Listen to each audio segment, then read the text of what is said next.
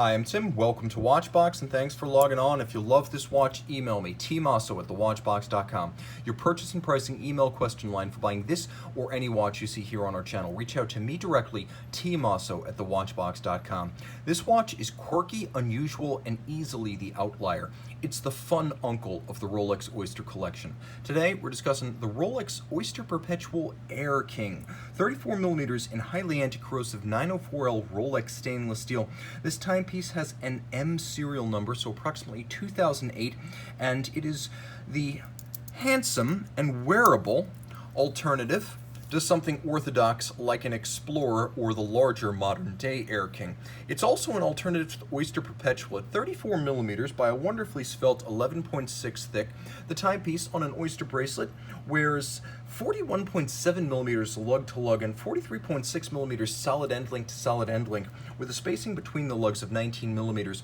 All of which is to say, I'm going to recommend this watch for a wrist of any size. It's really a polyvalent timepiece that could be a sports watch, a dress watch, a men's watch, or a ladies' watch. On any wrist, it looks fantastic with that standout Oyster case, domed bezel, and that dial. Even a big wrist looks good in combination with this watch. Now, as you can see, we'll take a look at the hardware. It does include an Oyster bracelet, which is a 3-link design. Because this is one of the more basic models, you can see it features polished outers, but everything else is of satin finish. Rolling along to the clasp, you will note that it features a lift lock system, but instead of being polished internally, it's media blasted. That is the more basic Rolex finish. Now you can see it does have that beacon hook lift lock system, so there's a lever that unlocks it. It's not friction fit. Here you can see that we do not have the Easy Link system because this is a more basic Rolex watch, but it has several divots drilled inside, 3 divots, so you can change the anchoring point of the bracelet inside the clasp. The clasp itself features a mark of the entry-level Rolex. You'll also see this on the Oyster Perpetual, which is the embossed rather than raised crown, and of course all of satin finish with the exception of the flank. The case design is handsome and graceful. It's satinated on its top, it's polished on its side. It is not the super case, so it doesn't feel excessively square. It doesn't feel sheer in profile. It doesn't give you the sense that it is relentlessly mass-produced like the GMTs, the Subs, and the Sea Dwellers. This feels a little bit more traditional and organic. We have a screw-down twin-lock crown in steel. We know that because we see the little slash below the crown.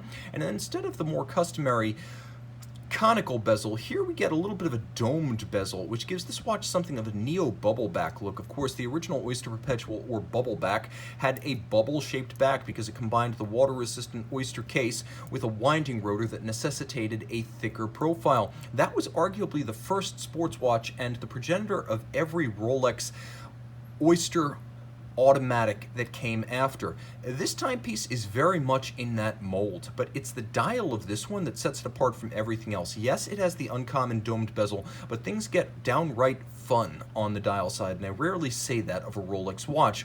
First of all, the color orange. I love it.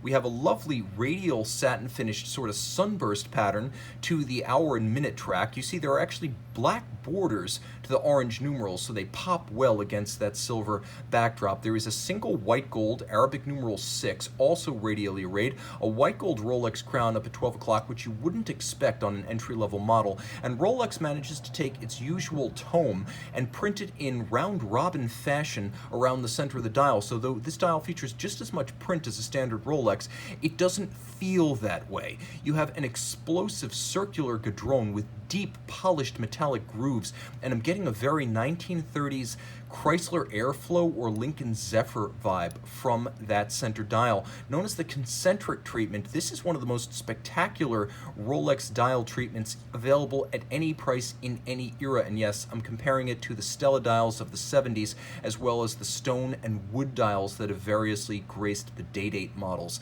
Now you can see Air-King is printed, and this was pretty much the end of the line for the Air-King before its 2016 reboot as a much larger watch, and this watch has a different character both on the wrist and in the hand. You can see that the timepiece as a 34 doesn't really wear that way. I've always thought of this more as a 36 because of the way the Oyster case seems more like a cushion than a round profile, so it wears a little bit bigger than it actually is. Mechanically, it's almost identical to a Datejust, with the absence of the date being the sole difference. It creates a more symmetrical dial. Caliber 3130 is automatic winding with a 48-hour power reserve, stop seconds or hacking. It has a full balance bridge and a free sprung index for shock resistance. It pivots on 31 joules and it beats away at 28,800 vibrations per hour. It has the same architecture as a sub, the full balance bridge and the free sprung index, but it also has the micro Stella adjustment nuts that allow the watch to be very precisely regulated in 5 positions, and because of that micro Stella system, it's very tough to disrupt the timing or the regulation of the watch with shock. So that's another element that mitigates against deviation in timing. It also allows precise regulation in 5 positions, and the watch earns a COSC chronometer certification as a result. Again, 100 meters water resistant. This is a timepiece that checks every box as an elemental sports watch that can also be your dress watch. It's small enough that, though quirky, it expresses its quirk with impeccable manners. Email tmosso@thewatchbox.com for purchase and pricing details.